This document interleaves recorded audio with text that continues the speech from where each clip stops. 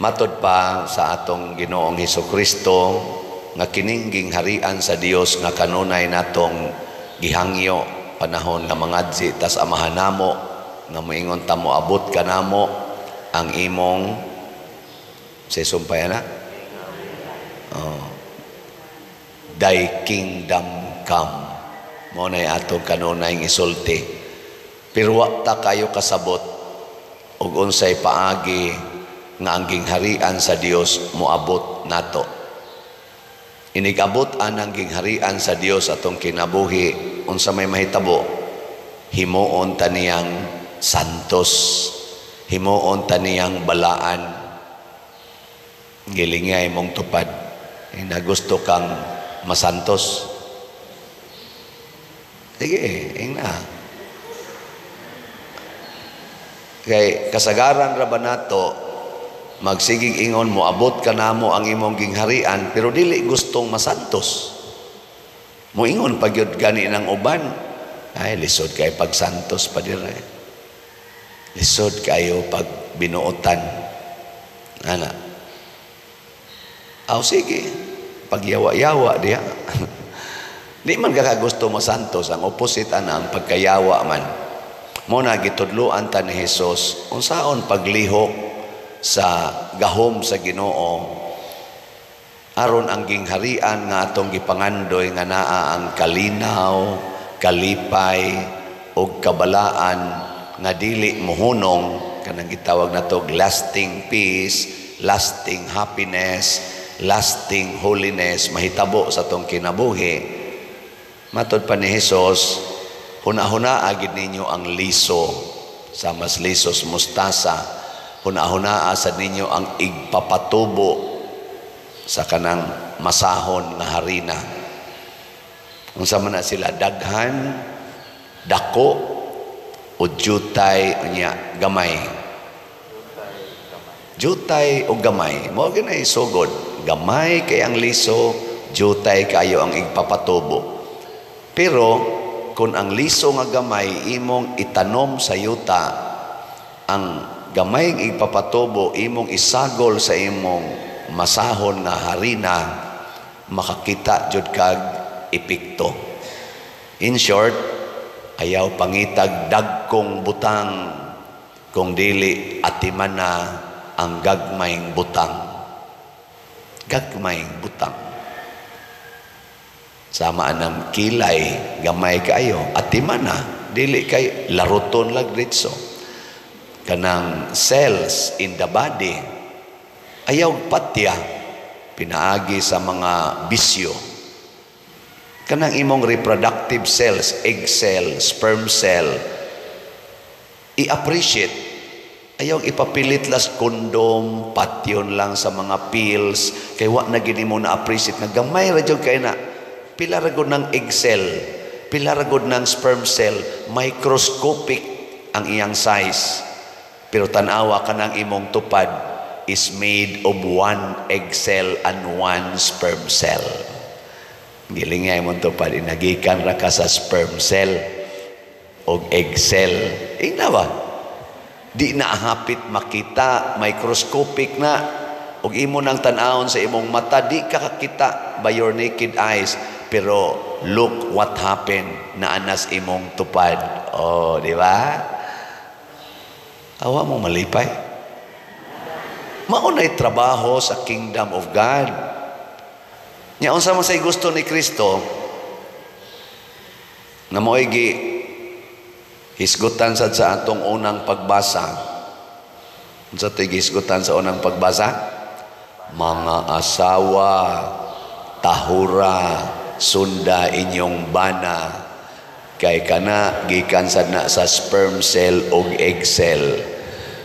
Mga bana, higugmaa ang inyong asawa kay gikan sad na sa sperm cell o egg cell. Pasabot ba? I-appreciate ang dako kay gihimos Ginoo nga gikan sa microscopic parts karon gitawag na nimog bana, gitawag na nimog asawa, Dili ika maoy otor ana asawaha ka aron imo lang ginang kasab-an nagdritso ang imong bana yaw-yawan og sigihag saway.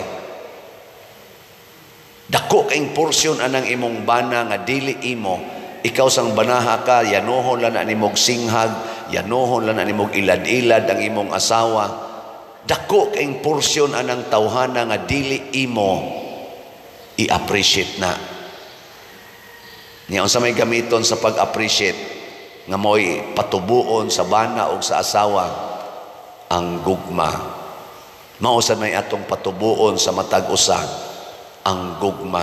Ang gugma hapit sa na dili makita, pero imo na nang i-act out words, thoughts, words and actions, kakita jud kag bungas gugma nga makaingon sa ka, hala, amazing. O, di ba? Kinirong atong simbahan. Kanilang usang atong simbahan, ba, mutanaw ka din his palibot, ikumparar nato katong, saan nato pagkumparar? Katong kapilya pa diha sa Atbang. Diha man kuno to inyong kapilya, wa man ko kaabot ato. Pag-abot nako dinhi naman ning simbahan. Ikumparar ko no atong kapilya pa diha 2013 nga maoy pag deklarar ani nga parokya September 5, 2013. Nya tan-awa ang nahitabo karon ba? Unsa narong pitsaha? October 29, 2024. Practically naa sa mga 11 years. Unsa may nahitabo ron? Ninindot o nibati? Kusga? Unsa may hinungdan nga ninindot ni? Ang atong paghigugmaay. Ang atong paghigugmaay. Daghan ang nahigugma nato dinhi. Apil ng ato mga online parishioners. Pagpaka nato ang nahigugma kanunay. Praise the Lord. Og tungod ana, nakakita taog nindot pagtubo sa community hastang ato mga structures ni tubo. Nagpasabot ba nga mohunong na taghigugma? Sama sa kahoy, matod pa ni Kristo, magsigi ragid siya pananga, siging sanga, hangtod nga daghan ng mga langgam pwede magsag, daghan ng mga tao nga pwedeng mo pasilong kay gikan atong gamay kayong landong midako mag-anam og tubo. Sige lang yun. Muna ay gid mo hunong og palit og slat. Maminghoy ra ba ding mga naong kanang kuan ba kanang slat ba? Ay mo ana din. Nasad kasud lagi yung slat. Makasud yun na iyang slat dayon ini-explain. Wa man gitay lain nga dinis atong parokya sa relasyon nato nga ma-express nato ang atong gugma sa akong style kana yung pagpalit og slat. Busa ka bo mga slatters, congratulations, pakpakan nato ato mga slatters. Nagidaga mga utana pagyapon ako, Pader, unsa gito nang imong slat? Pastilan na sa ninyo, dugaya sa ninyo makasabot. Ang slat ba, donisyon na siya, padong din simbahan, atong gitawag og slat. Nganta na, taroy project, parehaning atong kumbinto. Iabot ni Rog 45 million ang ato ng gasto, ani tanan. Murag inana ba, wapagin na ito makwinta in details. Sige pa mang trabaho na, pa'y ginagma yung trabaho. Nas mga 45 million, ato nang gidivide into slots nga tag 500 pesos. Mo nang sige patarog baligya og SBF dag 500 pesos. Imagine na mo palit ka ko sa kaslat 500 pesos and you will become part sama sa usa ka kahoy ba daghag parts. Nahimo kang part nga natukod ang building nga worth 45 million. Adi ka malipay? Sama sa kahoy ba? Kanang kahoy. Daghan kay nagagmayng parts. Gikan sa iyang panit, sa iyang mga fiber, hangtod nga to sa iyang mga gamot, gagmayng gamot. Pero kada part ana nakatampo nga makaingon ta, wow, kanindot sa kahoy. Di ba? Sige, lingihay mong tupad. Yung napila ka slots, imong natampo. Yung na ba? Napila ka slots, imong natampo. Kanang wa mo lingi, klaro, wa gid nakatampo. So, sugdi na ninyo karon. Sugdi. Og kining atong pagsigig tampo sa katilingban, sama sa daning atong si TUMM, og makakita na taog igong gidakon sa amount, musugod na tagpanghimo sa atong mga balay. Kaya atong si TUMM, nakuhaan naman to sa atong September 8 o October 12 nga mga kasaulugan. Medyo gamay pa ang nahibilin karon, sige patagbaligya. Si TUMM, tag 100 pesos lagi na. Pero ang atong tumong, mutukod sa tag mga 61 ka mga balay para sa atong kabus kaayo nga mga kaigsuonan. 61 ka balay, 100 pesos nimo makatampo na ka sa 61 ka balay nga ato niyang pagatukoron nga ang budget sa kada balay kay pinobre man nga balay, pero pinobre pero mura nagbulawan para sa mga kabus kaayo. Nga mo average og 40 to 50,000 ang budget sa kada balay. Imagine na lang na ninyo, ha? Di mo ka-imagine. Anong di man yun mo? Ako ang kayo mo skalipay nyo mga nahong, no? Kanang na lang, tutok lang. Tungod tingali na sa, sa man, tungod sa kalipay o tungod kay wag yun mo ka-relate. Ay, malipayon tayo kadaghanan. O na, tanawa rago ng mga tao nga nibunga na ang gingharian sa Dios diha kanila sa mas magtiayon banag asawa nga nagtuman gid aning sugo. Ephesians chapter 5 mani nga niingon, asawa tahura og sunda imong bana higugmaa og ampingi ang imong asawa, kanang gasigig buhat ana unsag mga naong malinawon, malipayon, o ang kinabuhi nila makaingon kita santosonon. Pero kanang asawa nga magsigig pangasaba sa bana hapit kada adlaw makig-away gyud ang bana sa kusmod sa kaignaong singhag sa dayon. Mao na gid ilang puy-an from day 1 sa ilang kaminyoon hangtod na lang karon tanawang mga naong mga kusmoron. No. Niya stressed ang mga naong. Niya murag mga yawa ang mga batasan. Hastang ilang mga anak mura sa giyawa ang mga naong. Matakdan man hastang mga sanga niya dayog reklamo padir nganong naingon ani man ni akong mga anak. Nako ipangutana pa na. Di ba? Ikapangutana pa na. Nga perti nimong yaw-yawana nya karon ang imong anak perti sang musukol nimo, perti sang muyaw-yaw, imo pa nang ipangutana. Nagantos mo ko tribahom takob sigim takob paningkamot para mabuhi sila mga wa naman ni batasan nga nanagko na ay mao may imong gitanom katong imong sakripisyo pagtrabaho basi wa maapilig Ginoo ang yaw-yaw nya mamuiboy pagyud ka kamo wag mo dinhi trabaho tapulan kay mo gadagkulan na inyong mga kaon mga animala mo punaan pagyud mga pistiha mo ana nya ikaw ugma hapuhap na sad aniday ana ikaw sunod sa ano kusi na sad unsaon pagkapurma ana mura kag tanom nga imong gitanom pagkaugma imo na sang giibot nya ugsok na sad tarong-tarongo na sad nimo igong nalaos og sugod imo na sang buubuan sakyo na imo na sang ibton kay naglagot ka mobunga ka na ha dili mo na ingos Kristo ampingan sigihan gyud masa sigihan gyud og atiman hangtod mulig-on na gid na siya ayaw usab-usaba imong desisyon asawa ayaw usba imong desisyon sa paghigugma o pagtahod sa imong bana.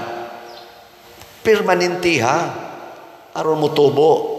mga bana, ayaw usab-usaba imong desisyon sa paghigugma o pag-amping sa imong asawa. Permanentiha. Karon hinon, adto naman nun mo amping sa silingan.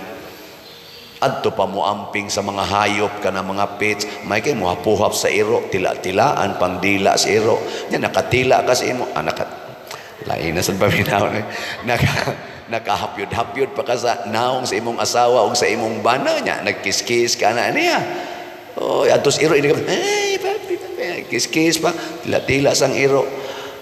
Nya, ang bana wa gyud mahikap, ang asawa wa gyud mahikap, ang anak wa gyud mahapyod, wa mahagki. Atos iro kasighaw. Saan naman taon mo? Munang pertin yung sa oras iro. Ang iro na yung magsigig baiid ni mo. Yang imong asawa kasigig paghot. Dias daplin. Nabali. Ang asawa na yung murag iro. Ang iro na yung murag asawa. Di ba? Pagbantay ta niya. Nang nindot kaayo, magkahiusa kita, basta ampingan nato ang gugma diha sa pamilya o diha sa katilingban. Mabitan ang kana sa mga taong kusog kayong mutuman sa sugo sa gugma, kanang tinuod yung nahigugma siyang isig katao ba, di sad na siya mahadlok. Way kahadlok nga mubarog sa kamatuoran nga iyang gibarugan sa iyang paghigugma. Para nako, kung mupili tag mga pilionon karong panahon sa eleksyon, tanawan ng mga tao kana mga kandidato, kandidata nga wa mag-usab-usab sa ilang mga desisyon. Kana bang kung unsay iyang gidesisyonan sa una nga nailhan nato siya, unsay iyang baruganan, mao ginay iyang gibarugan hangtod karon. Wa magtakli-takli, kana bang gitawag na tog balimbing o kaha mag-usab-usab siyang baruganan. Kaniadto supak siya ani, karon uyo na. Kaniadto uyon siya ani, karon supak na. Mga wa nay baruganan, mura na silang mga tanom nga gibalhin-balhin, balhin-balhin, di na kabunga, wa gid nay bunga. Og labaw sa tanan, pilion nato ang mga kandidato o kandidata sa atong nasod kanabitang gasunod sa pagtulunan sa Ginoo, labi na ginang pagpangalagad nga way pagpangayog bayad. Ilhan man na nato gyud sa ilang kinabuhi nga magpabilin ra gyud na silang kabos, ordinaryong tao, bisan pag magkupot na silang dagko kayong katungdanan sa katilingban, di gid na mga usab kaayo ang ilang lifestyle, ang ilang mga balay, ang ilang mga sakyanan, ang ilang mga alahas, ang ilang mga naong normal, pero ang ilang binuhatan makita nato na bisag asa tamutan-aw na agyoy nabuhat nga kaayuhan.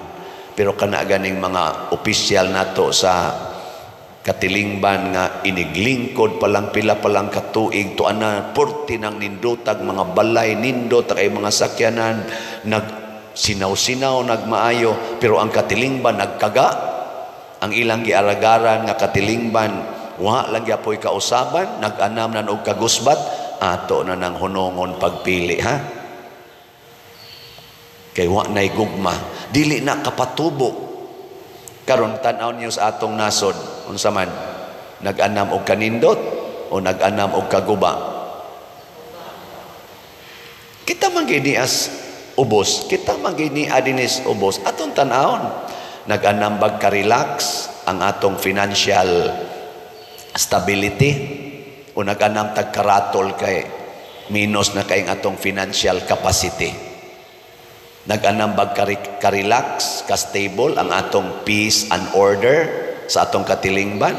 Makalakaw-lakaw ba ta karon nga dili kayo magpanglingi ug wa bay gahupo nimo dias kilid. Relax ba ang atong mga balay? Di ba ka magpanagana nga naaw niya musaka, mulungkab, niya patyon hinoon ka? Nagka-relax ba ka sa imong anak? Di ba ka magpanagana, basi gidaanan na dito sa suyupanan? Nangawagtang na batong drugas, nga murag nagbaha sa una, nga itinda, murag nalag isda? Ato nang analyson, Kay sige tagpili, sige taggastog dagko, pero wa patubua ang tinuod nga gugma. Gugma alang sa kalinaw, gugma alang sa hustisya, gugma alang sa kaangayan og labaw sa tanan, gugma alang sa kabalaan sa kinabuhi. Para nako kita mga binunyagan, kitang nagsunod ni Kristo, ato ning paningkamutan. Ug ang prinsipyo nga atong sundon, matod pa diri sa atong tubag sa Salmo, bulahan sila nga mahadlokon sa Ginoo. Ang uban karon, bulahan kuno ang mahadlokon sa imong pangulo o sa imong superior. Sip-sip yun to the max. Pero malipay lang sa ko kay diha sa atong social media makita nato naagi mga pipila nga mosugot ra gyud prisohon, mosugot ra gyud patyon tungod sa iyang baruganan nga gibarugan. Muna usahay mamakpak ang mga tao anak nila kay moingon sana all. Pero di kay na sila daghan. Kasagaran mahadlok yun. Uy, ayaw tingog-tingog diha. Na, patay juga diha. Ay na lang, tingog. Ano? Ana, munta. Pero si Kristo, tingog yun. Giingnam, hilom, buwa mo hilom, ilansang ka sa krus. Nagpalansang. Ang mga apostoles, ang mga santos, ni tingog yun. Nangamatay yun. Ang uban, martir, ang uban, torture, ang tod patay. Ang uban namatay sa sakit pero perting daghanang giagi ang kasakit. Pero wa gyud mag-usab-usab ang mga santos. Muna ato silang pasidunggan gyud no.